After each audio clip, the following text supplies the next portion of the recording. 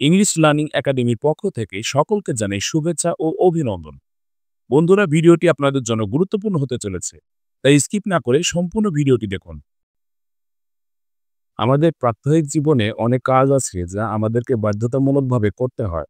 এ সকল জরুরি কাজ করতে হয়, হয়েছিল বা হবে বোঝাতে, অর্থাৎ করতে হয়, যেতে হয়, খেতে হয়, দিতে হয়, নিতে হয়। করতে হয়েছিল, যেতে হয়েছিল, খেতে হয়েছিল, দিতে হয়েছিল, নিতে হয়েছিল বোঝাতে বাক্যের গঠন হয় এই স্ট্রাকচার অনুযায়ী। Be verb plus to plus মূল ভার্ব, অর্থাৎ বি ভার্ব বলতে am, is, are, was, were এবং স্ট্রাকচার অনুযায়ী টু, আর মূল ভার্ব হচ্ছে do, go, eat, write, play, buy ইত্যাদি। স্ট্রাকচারটি আমরা এভাবে বলতে পারি: am to, is to, are to plus মূল ভার্ব। যেমন, I am to go there, আমার সেখানে যেতে হয়। হি ওয়াজ টু গো দেয়ার, তাকে সেখানে যেতে হয়েছিল। নান is to use this book, কেউ এই বইটি ব্যবহার করবে না। হি হ্যাজ টু বাই ইট, তাকে এটা কিনতে হয়েছে।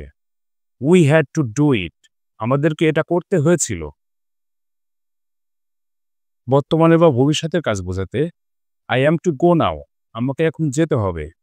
I am to meet him now, আমাকে এখন তার সাথে দেখা করতে হবে।